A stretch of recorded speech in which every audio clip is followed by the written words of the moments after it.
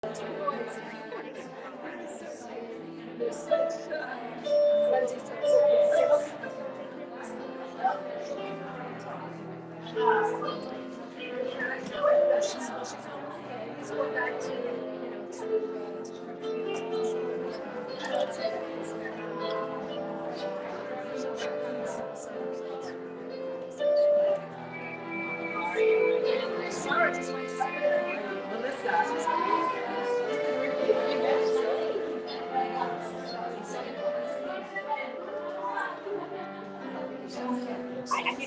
emptiness. I actually love this. I love my students so quiet. And I love when they come, and I love when they go.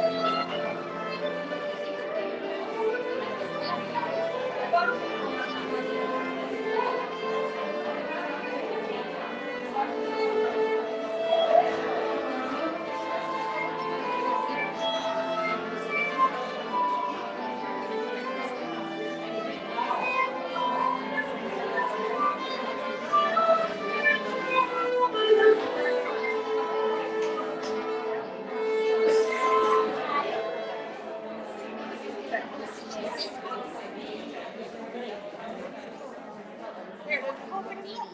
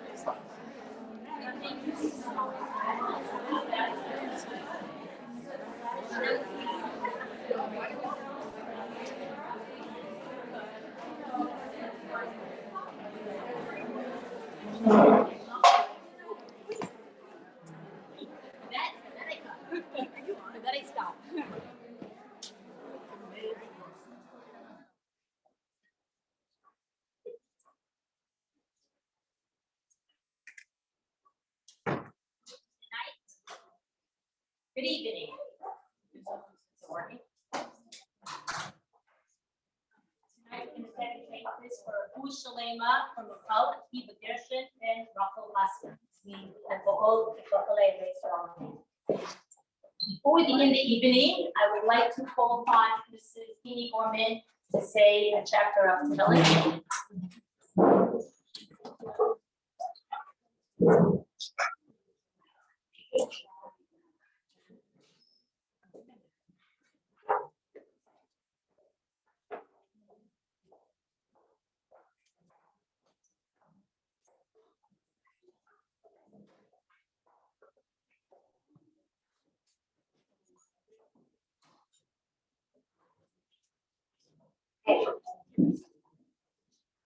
Story is told, and if it didn't happen, it definitely could have happened, about a cantor, a world-renowned cantor, who was doing a concert, and he sang a beautiful rendition of Mizmor LeDavid, Hashem Rai Lo Yachzor.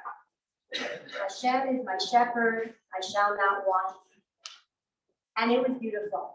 And when he was done, there was the customary loud round of applause.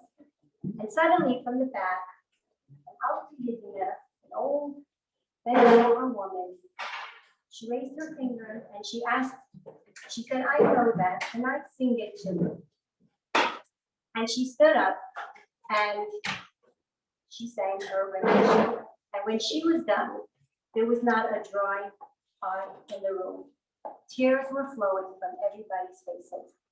And the cantor was in absolute disbelief.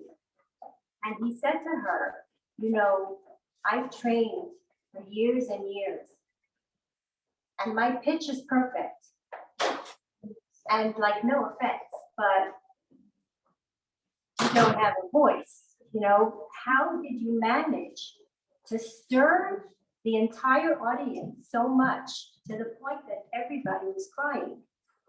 And she looked up at him and she said, my dear Chazan, you know the song, I know the shepherd. So may we all merit and be blessed to be in that space where we feel that we know our shepherd, Hashem, intimately, and may our collective tefillas effect revealed blessings for all of Klal Yisrael. It is now my honor and my pleasure to lead us in reciting Kapitel Kuf Kaf Aleph. Shir LaMa'alayim, Esa Einai El Haharet, Me'ayin Yavai Esri. Esri Me'im Adonai, Aisei Shamayim Ba'aretz. Al Yitain Lamait Reglecha, Al Yanum Shanecha. Hine La Yanum, V'la Yishan, Shomer Yisrael. Adonai Shanecha, Adonai Tzilcha, Al Yad Yaminecha. Yaimam Hashemesh, La Yakeka, V'yareach Halayla. Adonai Yishmarcha, Michal Ra, Yishmar Es Nafshecha. Adonai Yishmar Tzeischa, Uvayecha, Me'ata V'ad Elam. Thank you, Dini. First, I want to thank Hashem for bringing us all here tonight together after 2 years of lockdowns. It's nice to be here in person as well as, of course, on Zoom. I'd like to take this opportunity to thank a very good friend of mine, my neighbor, our hostess, Mrs. Rivkie Schochet. Thank you. Rivkie, you. Thank you so much for opening up your home and for putting up such a beautiful spread. May Hashem graciously bestow upon your family beautiful brachas and make lots of simchas in your home. Thank you to our speakers, Mrs. Chana Weisberg and Mrs. Goldie Plotkin, for coming and inspiring us. And ladies, I'm telling you, you're in for a big surprise tonight. And most importantly, thank you, each and every one of you, for coming tonight and for joining this sheikhel event. I'd like to introduce our first speaker, Mrs. Goldie Plotkin, who is a Rebbitzin and a shlucha in Toronto. Together with her husband, Rabbi Avram Plotkin, they run a very vibrant and successful shul in Markham. Goldie is a highly sought after motivational speaker and lecturer She travels the world to motivate, inspire, and share the joy of marriage, relationships, parenting, and the beauty of our Jewish traditions. Please welcome our very own Mrs. Goldie Plotkin. How do we do this?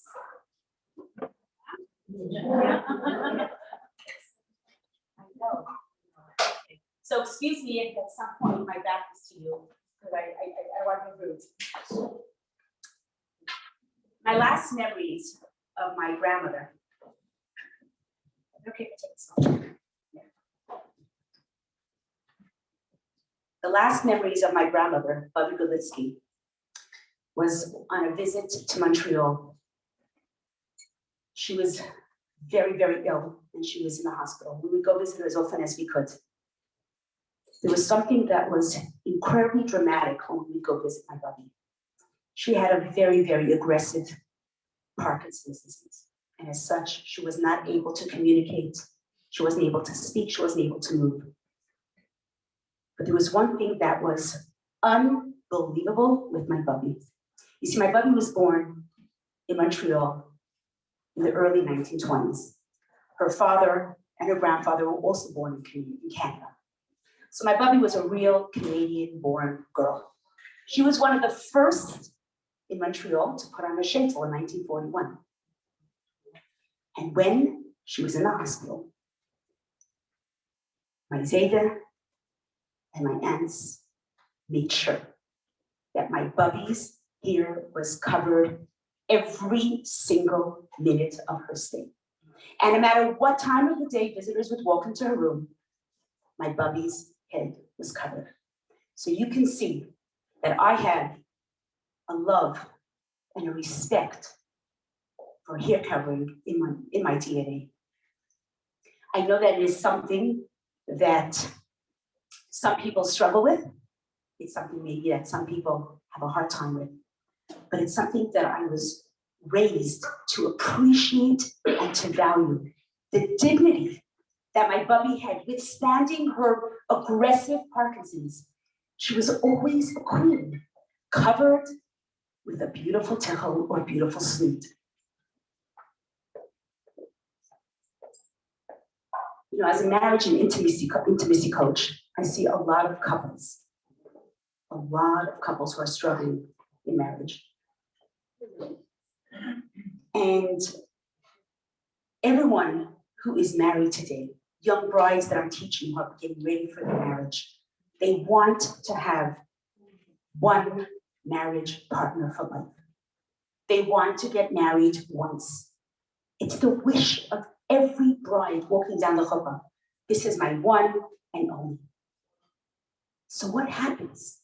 Why is it today that statistics are showing that 1 out of every 2 marriages end in a divorce? And some statistics say it's even more, it's even over 65%.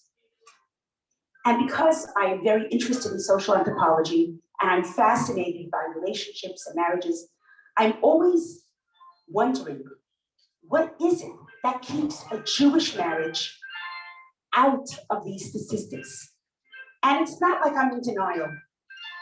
I didn't expect my musical background. It's a smooth.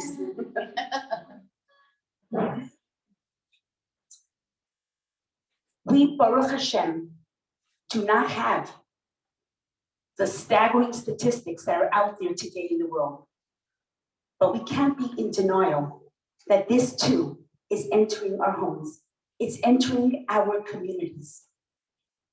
So what is it about the Jewish marriage that has allowed us to sustain long, fulfilling, happy, stable homes? So I would suggest that we look into something that has been proven to work. Let's look at what has happened to our parents, our grandparents, our great-grandparents. Throughout history, what kept those marriages thriving? Not just surviving, but thriving. What did it? You know, they say, don't throw the baby out with the bathwater. Is that the same? Don't throw out the baby with the bathwater.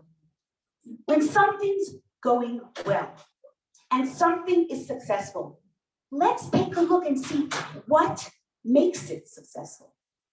What is included in a Jewish marriage that has sustained our relationships? Why are we not part of these staggering statistics? So as a Rebbitzin, one of my roles is to teach brides, and the brides that I teach are not yet religious, they're not from, and my passion besides Vashetels is also mikvah.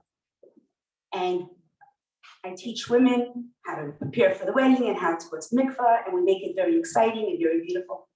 And I teach them also some of the customs of a Jewish marriage. Now, for those of us sitting here who have been married, you will remember that one of the things you did under the chuppah was you walked around your chassan how many times? 7. So believe it or not, there are a lot of young women today who will say, oh, but Goldie, that is so male chauvinistic. I am not walking around 7 times. Let him walk around 7 times. What's this thing in Judaism that we have to walk around? Yes, my dear, what would you like? What would you like? Obviously, there's got to be more than walking around the 7 times. So I tried to explain to them something that I was taught when I was a kala.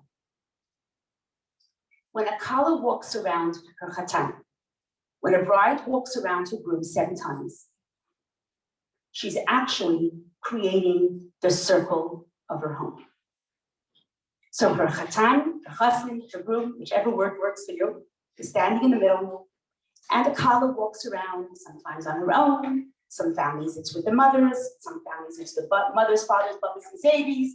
Those chuppahs take a very, very long time, Baruch Hashem. And so they walk around and they create that circle. And what happens after she walks 7 times? All the people that were with her stay on the side, and she enters that circle. And now the 2 of them are standing in this circle. This circle, Torah tells us, is the circle of exclusivity, of kedushin. At this point, the kala tells the world, and the chassan tells the world, we are exclusive to each other. And we will not venture out of that circle to be misleading or creating areas of infidelity, because this circle is holy, it's purposeful, and it's important.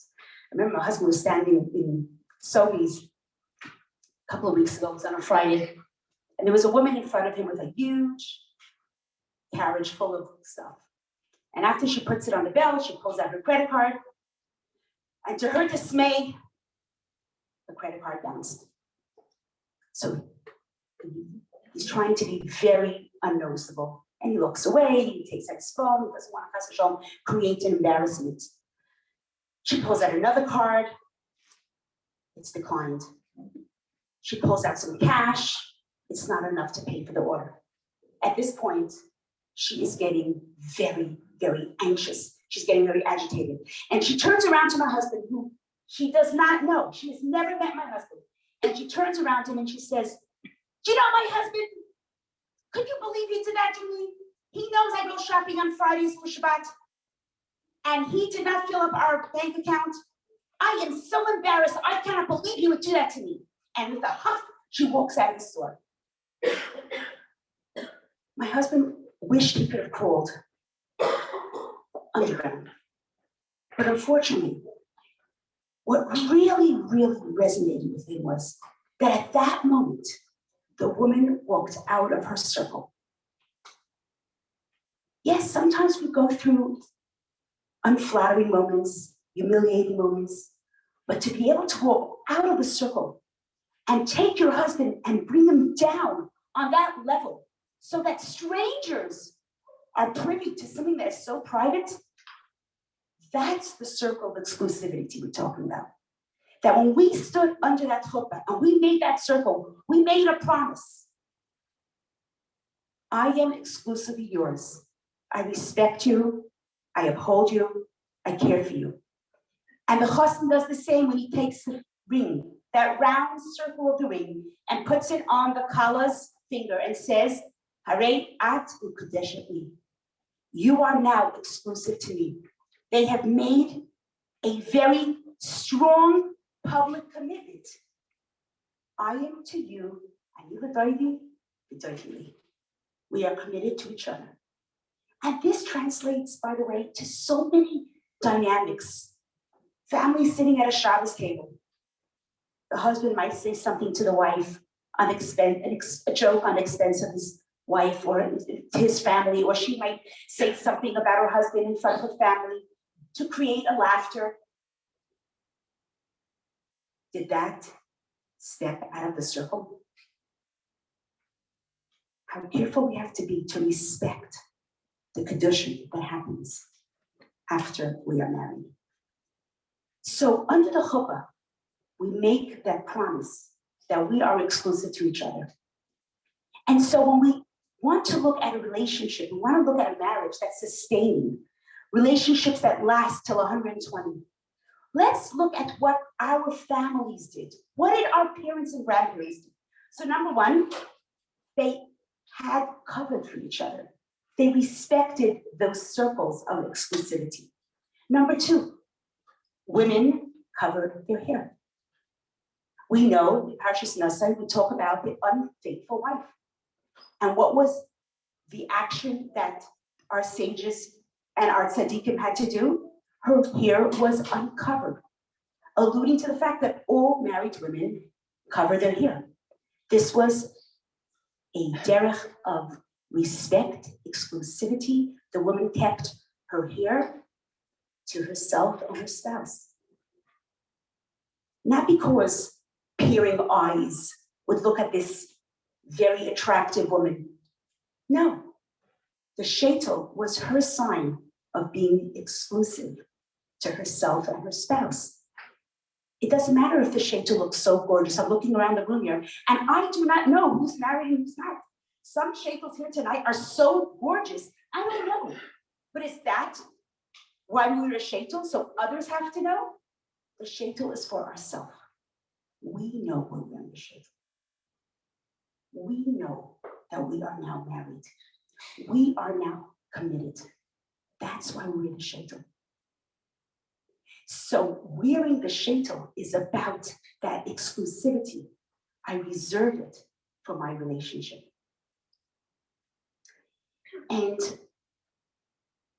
one of the other factors that really creates a very strong, healthy, modest, sustaining marriage is keeping the laws of Yichud. Think about that. Vice President Pence was laughed at in the media and newspapers everywhere because he would not have lunch with another woman if his wife wasn't sitting next to him. Anybody hear her about this? Yeah. He was so laughed out of the ballpark. How ridiculous. What are you thinking? That every woman you go out for lunch with is going to have an inappropriate relationship with you? But Vice President Pence understood something that we as Jews understood for thousands of years. When it comes to intimacy, when it comes to relationships, everyone has to protect themselves. So what I said before, we don't throw out the baby with the bathwater. These are things, these are values that we have kept throughout the ages. From when the Jews were in the desert, we kept these beautiful, we could say, but today, modern women don't need these. We have other ways of sustaining a relationship. We are so secure in our marriages. We're not worried about the laws of Yichud. I mean, that's ridiculous. It's so archaic. I mean, the newspapers are saying so. Look how they laughed and threw Vice President Pence under the carpet. But we know what is truth. When the Torah gives us a gift, and when the Torah gives us halachas, this isn't because God wants to create hardship. Of course, it might be hard to wear a sheitel in 35 degrees, and it might not be the easiest thing that to just, wash your hair and run out. But we care about our marriages. We care about our families. We care about our relationships so much that we are willing to do what it takes, even when it is uncomfortable, even when the sheitel is uncomfortable, and even when the laws of Yichud are uncomfortable. By the way, the laws of Yichud can be very uncomfortable. Like when I'm in my in-laws' home and suddenly my mother-in-law goes out shopping and I'm left in the house with a 92-year-old father-in-law. A 92-year-old father-in-law. Why would the laws of Yichud really pertain to that? But the Torah tells us even if Moshe Rabbeinu was in the same apartment as Sari Imenu, that would constitute Yichud. Moshe Rabbeinu, Sari Imenu, really? The holiest of the holiest? We don't play around with our Torah. We don't play around with our mitzvahs. We don't play around with the gift that God gave us. Because a marriage is so holy and so important, we are willing to forfeit some of our freedom and sometimes some of the things that are easy for us. Because under that chuppah, we made a commitment to become basar echad, to become one soul, one flesh. As Kabbalah says, palga de gufa. We become one being. And when that happens, and that is what each one of us is striving to have. We look at these couples. I remember when I was engaged, my husband and I were on the top of the sixes. I think it was Twin Towers. Allah Shalom. And we were there, I think we were dating, and there was music playing in the lounge. And there was a very old couple. Now, I was 20, so it could be the old couple was in the 50s, but then it looked like a very old couple, okay? Very old couple. And they were dancing along to the music. And my husband and I were really caught off guard. Well, we were then just dating. And we said like, wow, Mirz Hashem, we should have such a long, beautiful, loving relationship. And it's funny, this is like 38 years ago. And I remember that scenario so distinctly because it's something we aspire to. But if we want to have that long, beautiful relationships that our buddies and our Zaydas and our Rabbeim and our Rosh Yeshivas have, it takes work. It takes a lot of effort. And sometimes it means the laws of Yichud. And sometimes it means the laws of a Shaitan. Look at Kimchis, this incredible woman that we talk about in Gemara, that she was zocheh to have 7 sons who were Kehanim Gedolim. And the Talmudic scholars asked, what did you do to deserve such holy sons? And she humbly admitted that the beams of my home never saw the platelets of my hair. Wow. To have 7 Kohanim Gedolim, even the walls of your house don't see your hair. But these are who our role models are. I want to conclude with a story. It's a story that really resonates with me of how deep and how important our relationships are. And that when we get married under the chuppah, we make that commitment, that commitment of exclusivity. I cover my hair because this is what the Abish just said. This is what God said keeps marriages holy, keeps us respectful, exclusive. This young, newly married Israeli boy. It's part of the idea. And of course, in Israel, even in Israel, they respect the laws of the Torah, that the first year of a marriage of a soldier, he does not have to go to war. But that summer, and I think it was about 10 years ago, maybe there's some historians here that can help me, it was a summer that Israel was being attacked from all 4 sides. And as such, they had to have all their soldiers, their reserves, everyone had to come fight. And this young soldier who was newly married, maybe 4 months, he too had to go up to fight.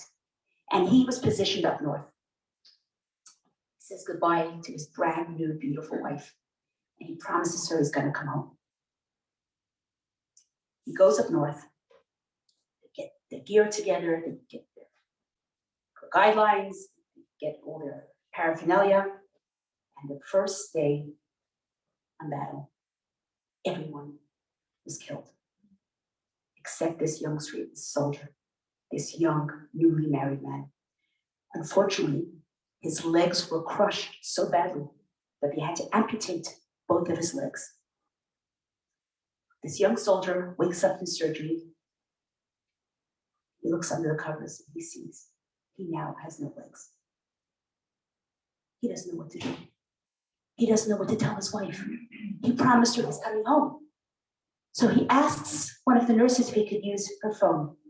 And he sends her a text and he says, Matik, I want you to know I survived miraculously a terrible attack on my entire platoon. Everyone was killed. Miraculously, I survived. Unfortunately, they had to amputate my legs. Now, my dear wife, you are so beautiful and so young and so vivacious.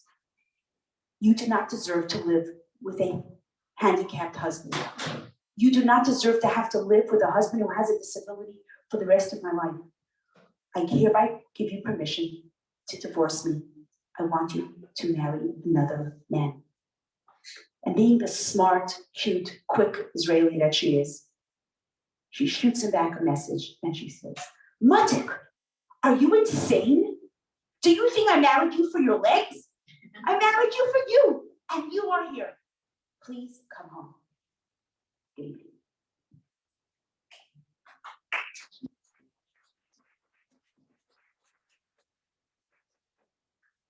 Now, without further ado, I have the honor of introducing a dear friend of mine. So Rivkie sends me a little bit of a background of Chavi, but I know Chavi without this background. It says here, Chavi has a passion for singing and music since childhood. Yeah, I was in school with Chavi. Chavi's been singing since she's 4 years old. She was the center of attention in every Beis Rivka production. But she now performs professionally and is launching her own brand, Ashira by Chavi. Just composed her first single to be released shortly. Please give a warm welcome to my dear friend, Chavi Rappaport.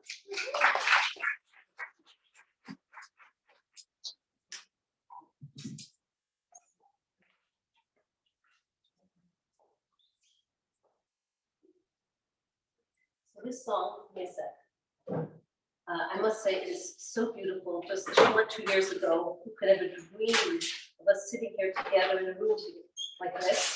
So Baruch Hashem, and this song was written then, and two things really resonate. A Yid never breaks, and Tati, Hashem loves us all. So with those two ideas in mind, a Yid never breaks.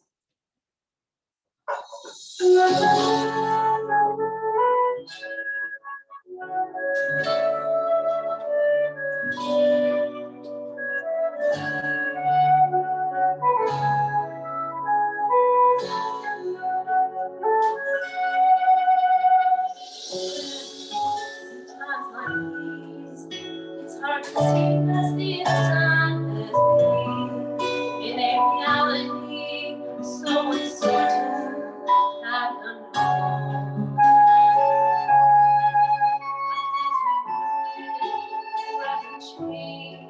There's no peace like that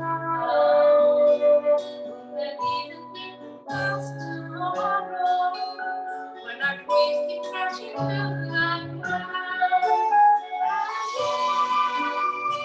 Rise to be another day. The sun is still bright in the sky.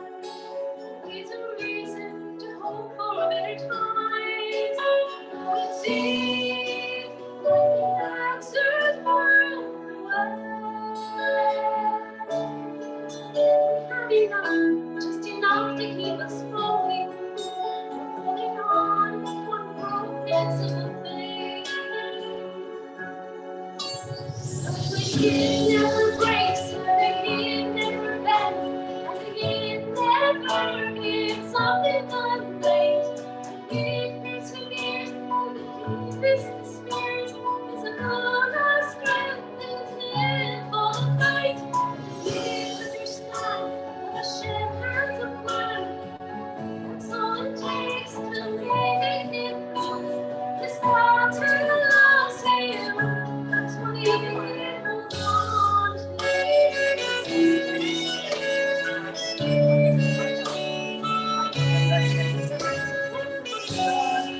The crowd dispersed on the streets that once filled with life. But the brilliant light emerged deep inside our hearts.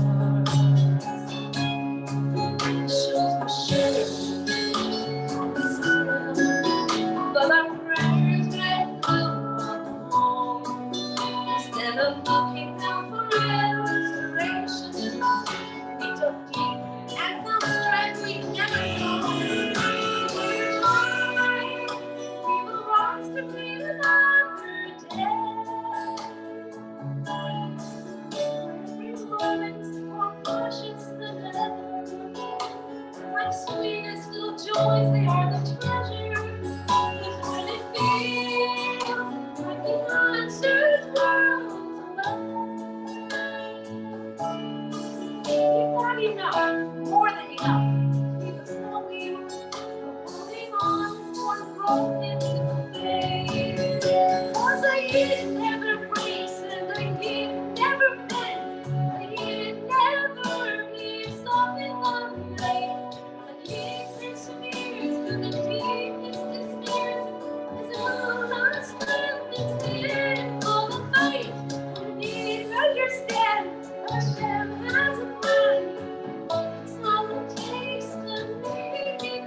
It's not to lose Him. That's what I need holds on to.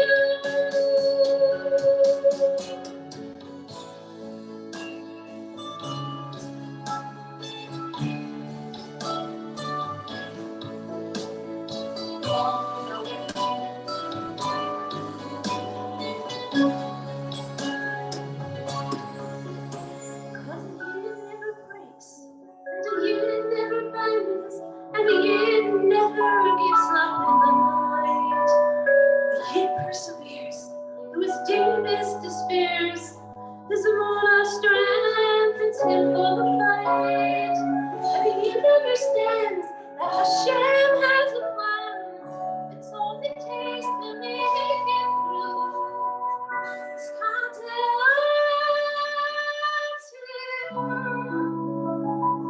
that's what it holds on to.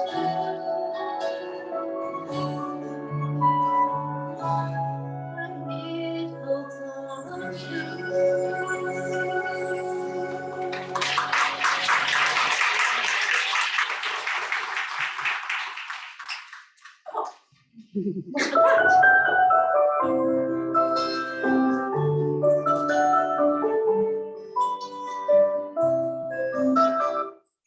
So lucky me, I'm up here, so it's my distinct honor and pleasure. Chana Weisberg actually used to live here in Toronto, and the longest memories I have of Chana, she was always teaching, lecturing, and inspiring. But today, she's the editor of the JewishWomen's.org, the most popular Jewish educational site on the web for women. She's the author of 7 popular books, 7, and highly sought after inspirational speaker. She currently makes her own together with her husband Mona, and we're so glad you're visiting. Even though it's for a little bit, it's great to see you. So without further ado, Chana.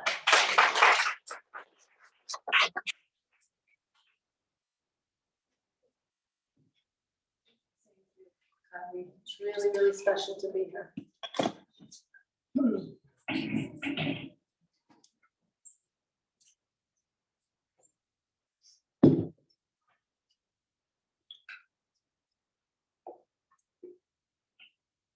A man comes home at the end of the day of work. He notices on the lawn, there's toys strewn all over, garbage all over the place. His wife's car door is open, and he gets a little alarmed. He goes inside, and he sees the cereal boxes all over the place, food scattered all over the floor, more toys and clothes strewn all over. He rushes up the steps to see where's his wife? How's she doing? What happened here?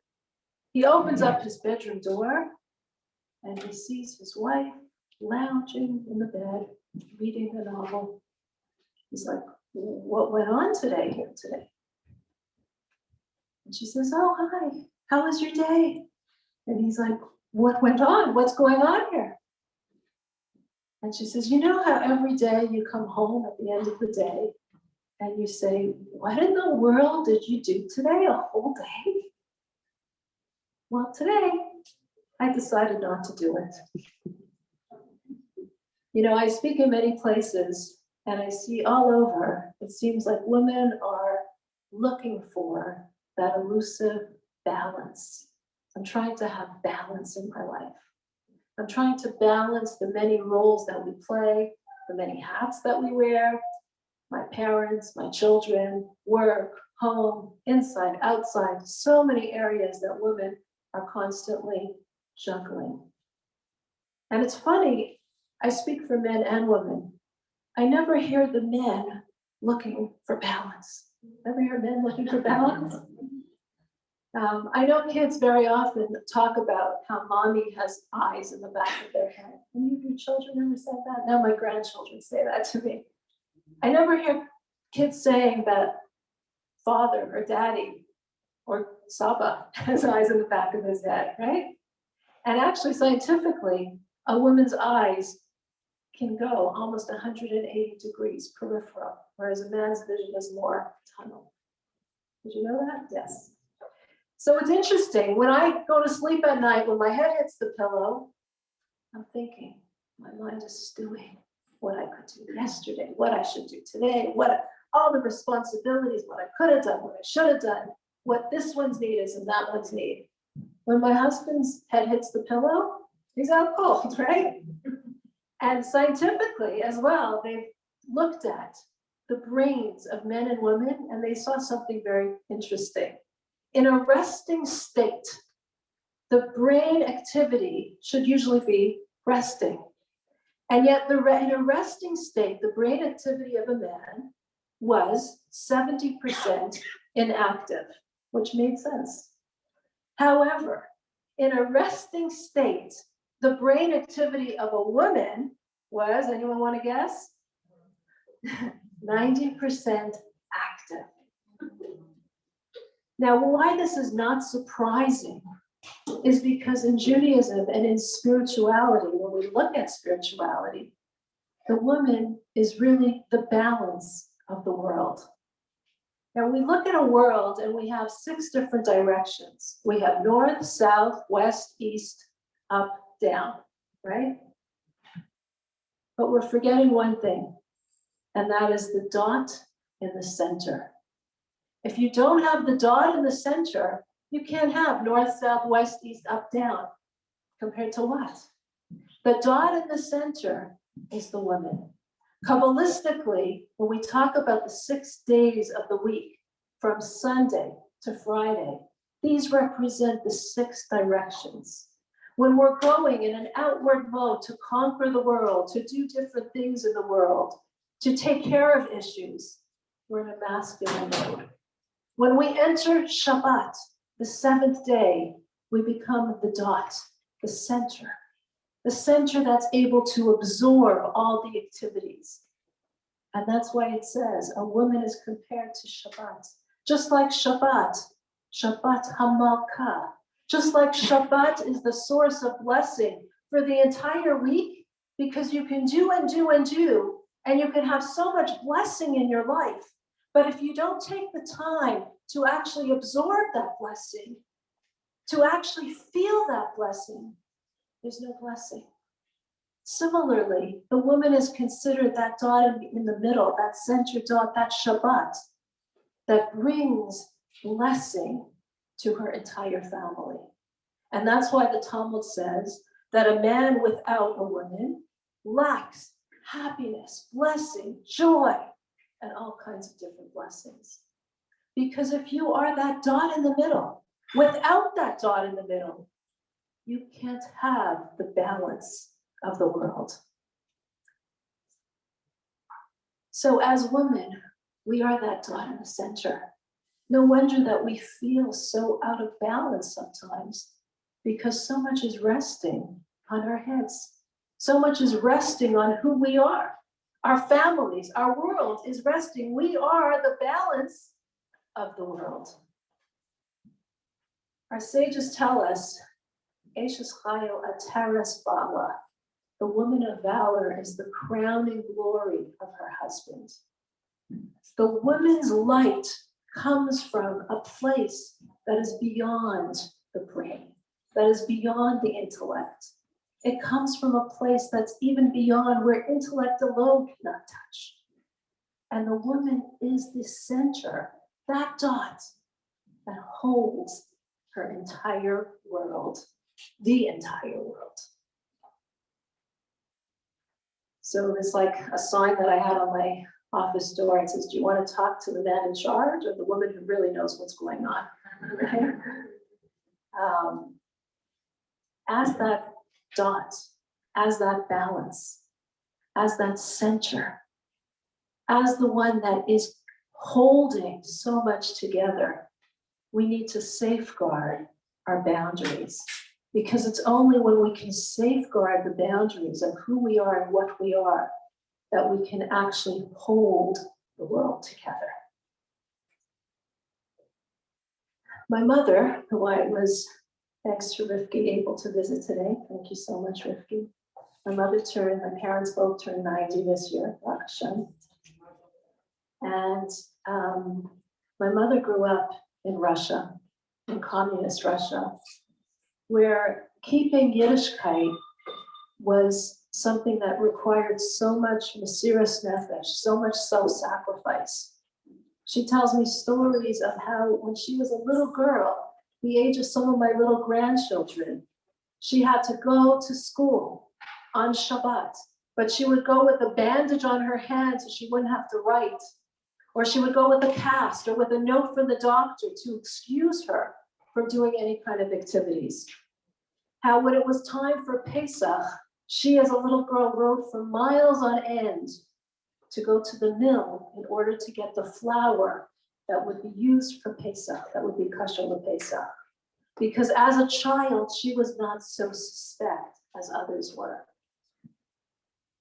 And yet, growing up in this kind of atmosphere, this kind of environment, where Yiddishkeit was a constant struggle, she recently told me that my grandfather, Zadie Pinchas, and I bet you don't even know this, he made a campaign to try to get Jewish women in Russia to cover their hair. I know. He made a campaign because he realized this is the dot, this is the center. This is the balance of the world. And when you're talking about the balance of the world, you need to safeguard your boundaries, safeguard who you are, remember who you are. Interestingly, just about 100 years before that, in 1854, there was a terrible decree in Russia that no woman could cover her hair. 20 years later, there was a draft, and all males were called to this draft. The Rebbe Maharash, who was the Rebbe at the time, recalls this draft, and he says the women who were so careful to cover their hair, even during the decree that you could not cover your hair, their sons evaded the draft 20 years later. That's the power that we have as women. That's the power of this mitzvah. Now you might say, okay, this sounds like a little bit of a coincidence, but my sister-in-law actually showed me something that I found similar, that just happened here 2 weeks ago, where you see the power of wearing a hair covering. And this is from New York, for New York News, where two Shabbats ago, it says, and I'm going to read it from you because it's not only my words saying it, it's actually the newspaper. A Brooklyn woman is lucky to be alive after being shot in the head, thanks to a wig that seems to have absorbed the blow of the projectiles. At 7:20 p.m. on Saturday, this was on Shabbat, a woman was standing at the corner of Ross Street and Bedford Avenue when a dark-colored car approached. A backseat passenger lowered their window and opened fire. The beads struck the Orthodox Jewish woman in her wig, which was worn for religious reasons. The wig absorbed the blow, and she was not hurt. When my mother married my father over 65 years ago, she asked, they wanted the Rebbe Lubavitcher Rebbe to officiate at the wedding, and they married it. This was one of the last ones that the Rebbe actually officiated. And one of the conditions that the Rebbe had for officiating at a wedding was that the bride agrees and takes it upon herself to cover her hair. And the Rebbe made a huge campaign for women covering their hair. And I want to read to you some of the things that the Rebbe says, some of the blessings that the Rebbe spoke about. This is in the 1950s when it wasn't common to cover your hair. The Rebbe says that wearing a wig has a beneficial impact on children, grandchildren, livelihood, and health. Now the Rebbe knows what you're thinking. You're thinking probably, he says, one should not ask, I know of a woman who does not wear a wig and still things are going well for her, right? Regarding children, health, livelihood, as well as life in general. And the Rebbe answers, first of all, we don't know what transpires in the life of another person. We never know what's really going on. No one talks about things in their life. And second of all, he says, we're not to look at what is transpiring in others. We do what we are commanded for us to do. To another person, the Rebbe writes a letter, again, this is in the late 1950s. Because your wife has resolved to wear a wig and to do so gladly and will not be bothered by those who may scoff at her observance, her merit will be great. Specifically, as she is doing this the first in her neighborhood, and is well known that our sages explain the value and praise the ability of an individual to teach many through example. And one other example that the Rebbe talks about, he says, I know that at this point in time, it might be a huge expense for you, it might be very difficult to wear a wig, to buy a wig. He said, we've established a specific free loan fund administered through the Lubavitch office specifically for this purpose. That was how important it was for the Rebbe, for women to cover their hair, to wear a sheitel, to have a covering over their hair. Why? Because blessing comes through the woman to her home. Because blessing comes through that dot. Because we are that balance of it all, of our families and of our world in general. So I know some of you might be thinking now, this is nice, but why the detail? Why the detail of having to cover your hair? Why specifically this? Isn't it enough just to be connected to God in a general way? So I recently heard about this convert who converted to Judaism. And he was somebody who actually was an expert in many different religions, and he explored all different kinds of religions. Until finally he said, Judaism is the one for me. And I wondered, what made him make that decision? What pushed him to choose Judaism over anything else? Maybe it was the kindness that we have in our communities, because there's an abundance of kindness. No, it wasn't the kindness. Maybe it was the feeling of community feeling, the close bond. No, it wasn't that. The convert explains, what was it that pushed me towards Judaism? When I saw the laws of tying your shoes. Tying your shoes? There's a custom in Judaism that when we tie our shoes, we put on our right foot first, then our left foot, tie the left foot, then tie the right foot. Does this sound very inspiring to you? He says, when I heard that God is even with me when I'm tying my shoes, that's the God that I want to join.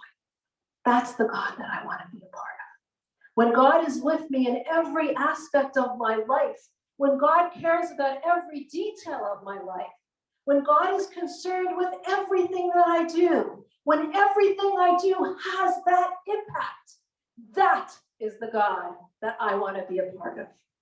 That is the religion that I want to choose. So God had this desire. He had a desire to have a relationship with each and every one of us. And he had a desire to tell us how to have this relationship. There's a beautiful pasuk in the Torah, in Parshas Kedoshim, which says, Kedoshim tihiyu, you should be holy, ki kadosh ani, because I am holy. And Rashi on this pasuk explains, Kedoshim tihiyu, you should be holy. Yachal kamoni, you might think that you could be holy like me, Talmud Lomar, that's why the pasuk tells us, Ki kadosh ani, that I am holy. Only God is holy. The Rishner Rebbe takes this pasuk, takes this passage, and turns it on its head in the most beautiful, exquisite way. What does he say? He says, Kedoshim tihiyu, you should be holy. You can be holy. Yachol kamoni, you should think, kamoni, that you can be like me, God. You should think you can be holy like me. How should you do this? Talmud Lomar, train yourself to say, Ki kadosh ani, I am holy. Train yourself to say, I am holy because I have a piece of God in me. Imagine, just imagine for a minute, if we would train ourselves to think, I am a holy being. What would our life look like? What would our day-to-day activity look like? What would our thoughts about ourselves look like just by saying these words? I am holy because I have a piece of God in me. I am holy. When I was teaching in New City, I teach a Parsha class there, and I taught this on Parshas Kedoshim. And a week later, a woman comes over to me. She was not religious. And she says, you know, a whole week, the entire week, I was thinking, I am holy. I'm a holy person. I thought of myself as I'm not religious, I'm not this, I don't do this, I don't do that. And suddenly you change that around. An entire week I thought, I am holy. And do you know what a difference it made in my week? Imagine the difference it makes in all of our week, in all of our lives. If we could say, I am holy, Ki kadosh ani, I am holy. But what does it mean to be holy? What does it mean to be kadosh? The word kadosh actually means separate, detached. How are we meant to be separate and detached? God obviously is separate and detached from all this world. God is above this world. God is beyond this world. But how are we supposed to be separate and detached from this world? In fact, Judaism doesn't believe we should be separate and detached. We're supposed to work in this world. We're not supposed to just climb some mountain and sit there all day long and meditate on spiritual things. We're supposed to be living in this world. But Kadosh Ani means be in this world, be involved in this world, but don't be immersed in it. Don't be defined by it. Don't be limited by it. Involve yourself, take over this world, take over, do things in this world, but don't define or limit yourself by this world. How do we do this? We do this by setting boundaries. We do this by creating boundaries, by being that dot inside that creates the boundaries around us. So mitzvah means connection. We connect to God. We have a relationship with God. God wants a relationship with us, and we say we're ready for that relationship. And how do we have that relationship? By creating boundaries around all physical reality. One of these relationships, one of these boundaries is through our hair covering. When we cover our hair, this is not something that we do because of beauty, because we don't want to be beautiful or we don't want to be attractive. In fact, the Talmud talks so much about a woman and refers to beauty in the most positive terms. It talks about women as being the personification of beauty. It talks about a beautiful woman, Isha Yafa Ashrei Ba'ala, Mispar Yama Kiflayim. Lucky is the man who has a wife who is beautiful. The number of his days are doubled. Doubled. So the objective of covering our hair is not to limit beauty, but it's to create boundaries, to create privacy, to create a certain definition of what's inner and what's outer. And in fact, the word for hair in Hebrew is sa'ar. The word sa'ar is also related to the word sha'ar, which means gate. What is a gate? A gate is something that protects what's outer from what's inner. It creates boundaries for what's outside and what's inside. It creates domains, the inner domain and the outer domain. When a woman covers her hair, she's creating that boundary, that privacy, that inner dimension. Kvuta bas melech penima, the daughter of the king, is inwardness. She's creating that inward sanctum for herself, because she's self-aware of this boundary, as well as for others. She's creating and defining what that dot is. So it's interesting, at Matan Torah, when the Jewish people got the Torah, we see it says, Kol somar l'beis Yaakov v'sagi b'bnei Yisrael. God says, first speak to the woman. This was in the 2400th century, 24 centuries after the creation of the world.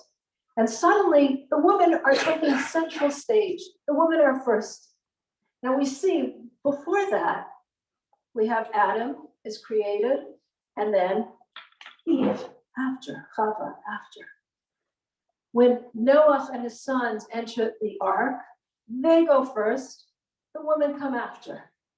When Yaakov and his family travel, the men, the Shvatim, go first, and the women come after. All of a sudden, at Matan Torah, at the giving of the Torah, we see it's reversed. Speak to the woman first. What's causing this reversal? Why all of a sudden speak to the woman first? So the commentaries say something interesting. They say, get the woman on board, and then it'll be okay. Something that hasn't changed in all these years. Get the woman on board, everything else will follow. But the inner dimension of Torah teaches us something deeper. Man is the conqueror. He's going in those 6 different directions. He's conquering. He's conquering the darkness. He's fighting the darkness. He's importing godliness into the world. Woman is that dot. She's creating a home. She's creating an environment. For the first 24 centuries of life in this world, humanity was busy with fighting, vanquishing the darkness. But then God says, now is the time to create that home for me. I'm going to teach you how to create that home. I'm going to give you the blueprints of making a home for me. And in making the home for me, now is when the women have to take central role. Now is when to speak to the woman first, because it's the woman who creates that home. And when we create a home, we do so, the first thing that you do in building a home is the framing, the foundation. You create a boundary. What's on the outside, what's on the inside. And the final touch, the last touch that you're going to do in creating a home is that lock on the door, turning that lock. So now we're at the time when our world needs to be focused on creating that home for God, and all the more so making it a special home, making it an inviting home where we can actually bring God into our home. The word for hair, sa'ar, also is the same root as shi'or, which means limitations. When we talk about limitations, we talk about concealments. And here I want you to really fasten your belts, because I want to give you a little taste of what Kabbalah talks about in terms of our covering of our hair and what it means. We're told that a person is created, b'tselem Elokim nivra ha'adam. A person is created in the image of God.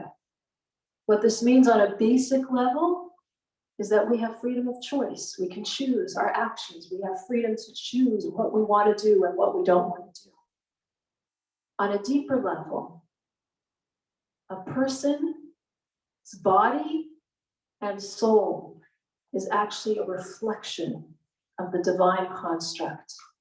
So our emotions and our intellect is actually a reflection of God and God's energy in this world. And I want to take this a step further.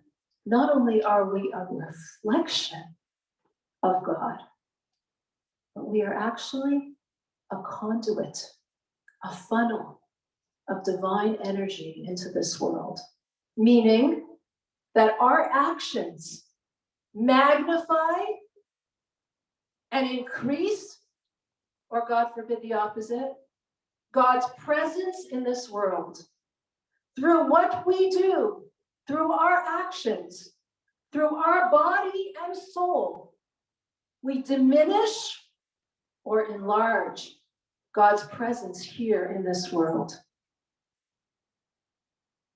It's a fascinating thought. Think about that for a second. Think about that power that you have. Now, on a deeper level, when we look at the body, the physical body, the human body, we actually mirror the divine energy that is being brought down into this world. So when we look at a person's face, the face of a person, face is panim in Hebrew. Face, panim, is also inwardness. The divine energy that's revealed in our face is God's complete, greatest revelation. Just like when you look at a person's face, I'm looking at so many beautiful faces here. They're reflecting what's going on inside. So as a teacher, I could see who's like really listening, okay? Who's like yawning a little bit. It reflects what's going on inside. You look at someone's face and you kind of really understand the eyes, the nose, the mouth. You look at the hand and not really. You look at the leg, not really. It's the face. That's the panim, the inwardness. What's going on inside of you is reflected in your face. And the face, therefore, is a reflection of God's inward divine revelation. The strong inward part of God, the strongest part of God is revealed in this world. And that is why you might say, Judaism has a very, there's so many different aspects of hair, how we regard hair. On the one hand, the woman's hair is covered. On the other hand, the beard of a man is considered holy and we don't touch it. It's left out. But the beard is on the face, the facial hairs. And that's why Kabbalah explains that the beard actually is a reflection of Yud Gimel Mitos Harachamim, 13 attributes of God's mercy, highest revelation of God's open revelation to us. What about the hair on the head? So the head is actually the skull, right? The skull is concealing what's underneath it, which is the brain. And therefore the head, the skull, reflects divine concealment. You see, when God created our world, imagine looking at the light of the sun. It blinds you. You can't. You just have to look away. You can't. Your eyes burn from it. God's presence is so much infinitely greater than that, obviously. So in order for God to reveal himself in this world, and for each of us to be able to sit here as individual beings with our own thoughts and our own ideas and our own freedom to choose our own ideas, God had to conceal himself. So the greatest revelation of God really is through that concealment, but the skull represents that concealment. And therefore, this hair of the head, and specifically the hair of the woman, who represents Malchus, royalty, God's kingship in this world, because in order for God to reveal himself in this world, he needed to conceal himself, but this reveals the greatest self in the lowest level, represents the woman's hair, which has this infinite potential, but needs to be covered, because something that is concealed is hiding something that's infinitely great, but also is able to be corrupted, and therefore needs to be represented only in the most protective environment. And so when a woman covers her hair, what she is saying is, I, even more than a man, I am a physical manifestation of God's energy here in this world. Every single part of my body is holy, is kadosh. Every aspect of me is holy. Even the smallest strands are holy and need to be used, therefore, in a protective environment. When a woman covers her hair, she is saying, I am that dot. I am that center. I am the balance of my family. I am the balance of the world. The world rests on my shoulders. The magnification of God's presence is up to me as that balance of the world. And when a woman covers her hair, she is saying, I am connecting to centuries of Jewish women before me, whether it's in communist Russia, whether it's in Egypt, wherever it may be. I am connecting to those generations of women before me who knew how to build that home for God, not vanquish the darkness, but build that beautiful home for God. I am connecting to those strong women, and I am a link in the chain that not only is connecting to them, but I am going to be responsible for the ultimate revelation of God's presence here in this world, fully with the revelation of Mashiach, as women, Nashim Tzidkanios, do. You see, in the Garden of Eden, they were unclothed, and no one was ashamed. Because in the Garden of Eden, where God's revelation was not hidden, there was no need for this protection. But here in this world where there is concealment, where there is so much going on, and where we are that balance, that dot, that inner dot, that is holding everything together, we need to be the sa'ar, the boundaries for our homes, for our families. We need to be the ones to hold it all together. The last creation was Eve, was Chava. She's the pinnacle, the highest revelation. She's called Aim Kol Chai, the mother of all life. She's called this even after the sin. This is when she's called it, even after the sin of the Eitz Hadas. Because women have that ability of taking everything around us and creating from it life and blessing. I want to share with you a story that touched me. This is a story about a Belzer Chassid. His name was Feivel Shapiro. When Feivel was only a boy of 12 years old, his mother passed away. It was soon, a few months before his bar mitzvah. She left a house full of young orphans. He was the youngest. 25 years later, Feivel Shapiro finds himself at a business trip in Crown Heights. And he decides he's going to pray, he's going to daven in 770, Chabad headquarters there. After Ma'ariv, the evening service, he sees it's interesting, there's some kind of commotion going on. And he asks, what's going on tonight? What's all the fuss?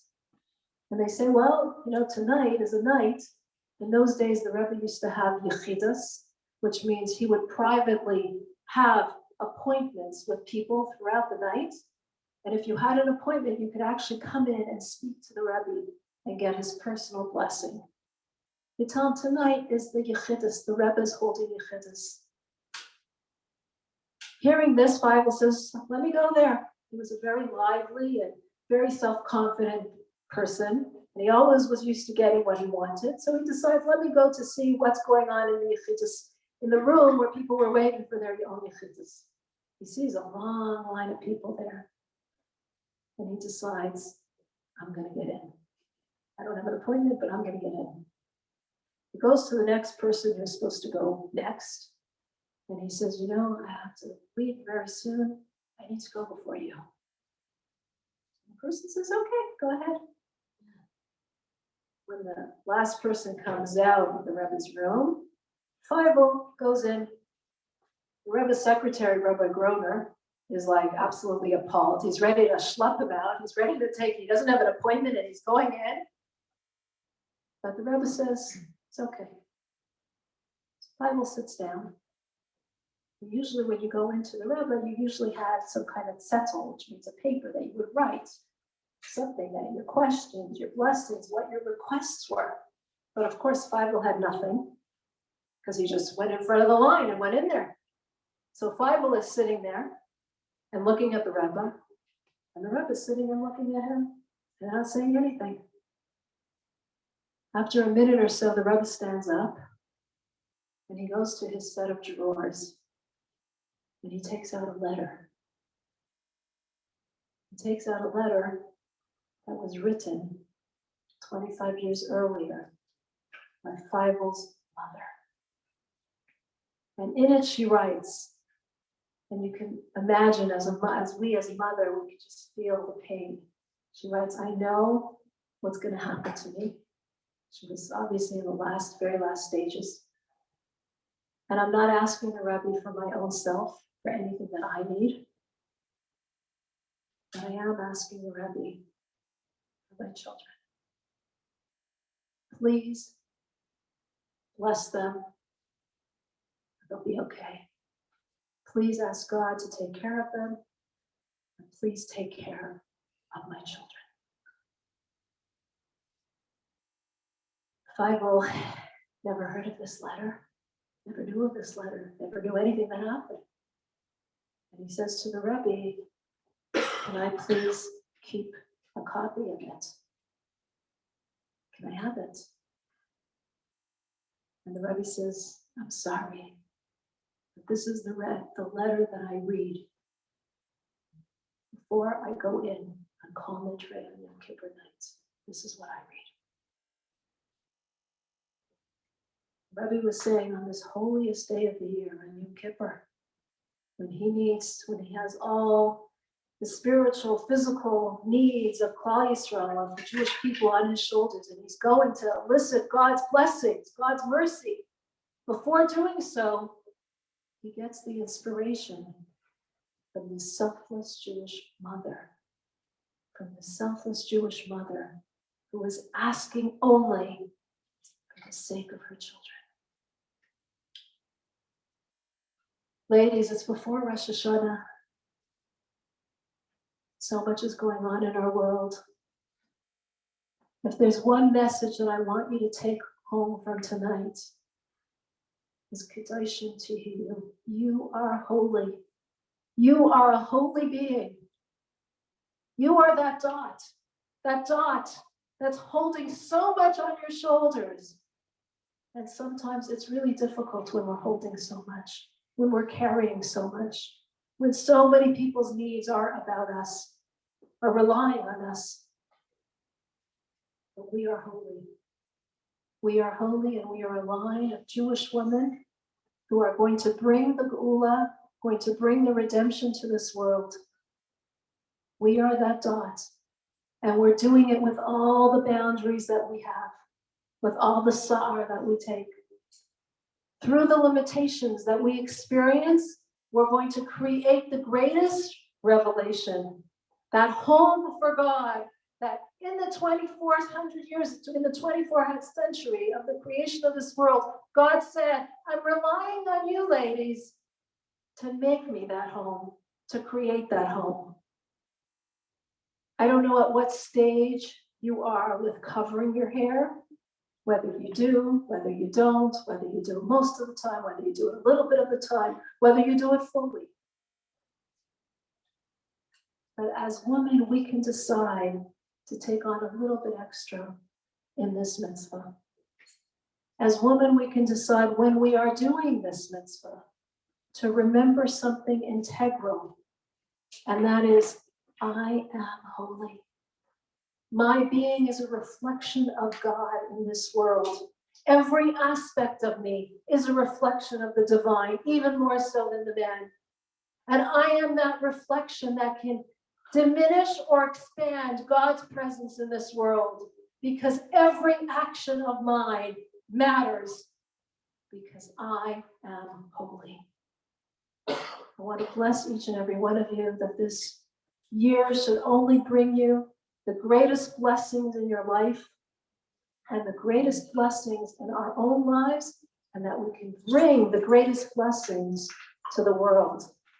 The greatest blessing is the revelation of godliness in this world, where there is no more sha'ar, there is no more limitations, but everything is revealing God's infinite presence in this world.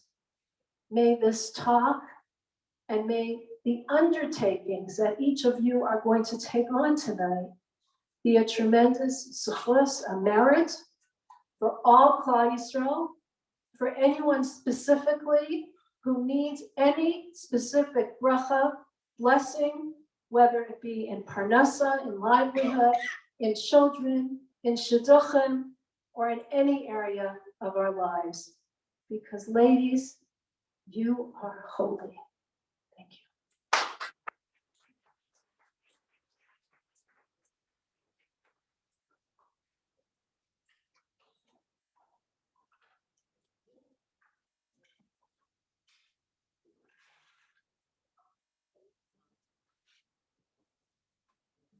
Wow. After listening to all of this and the merit of everything that we are doing and we're going to do, we definitely merit all the beautiful blessings. So before Rosh Hashanah, join me in this most beautiful prayer. What are we all davening for? What do we all ask for? That our children should lead upright lives, carry the banner of Torah with pride, spread the light. So please join me in Mizakim.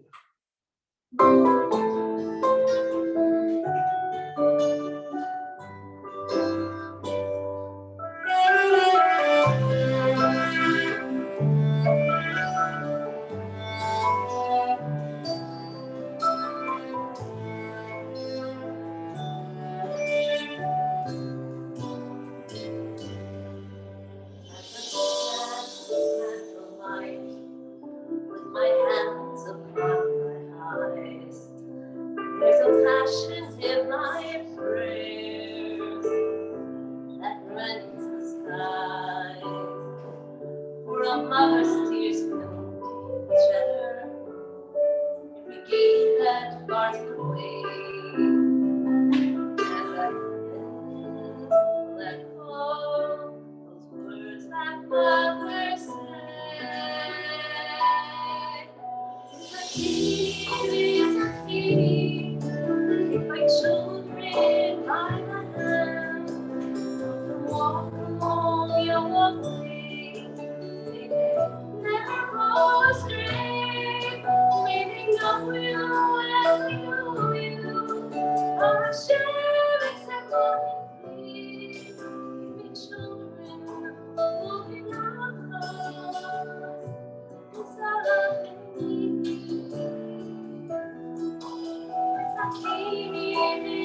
Katie, bring children by the hand, walk your way.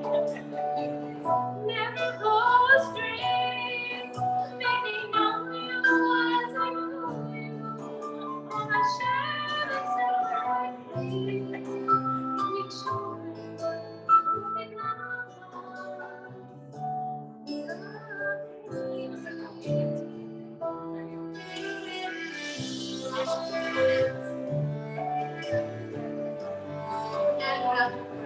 Let's really close your eyes. Let's make this a real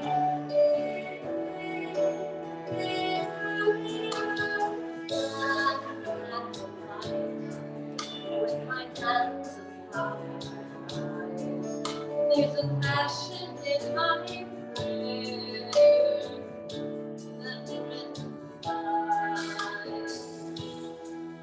For a mother's tears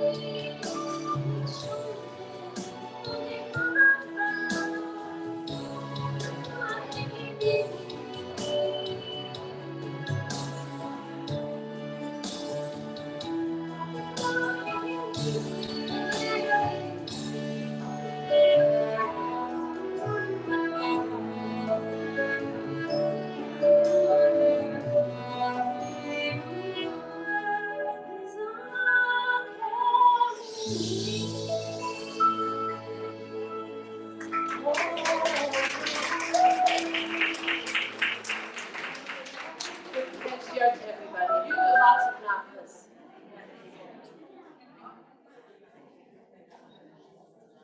I just want to thank everyone for coming tonight. Thank you for giving me the opportunities to speak here. Thank you so much, Rivkie. You know, you're continuing the chain from our grandfather in terms of women covering their hair. I think that's so special.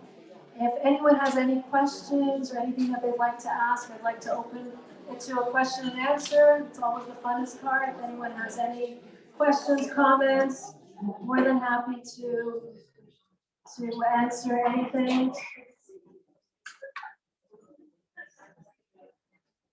Okay. Okay, thank you so much, all of you, for coming. Wishing you all a good next year. Happy day. You all have a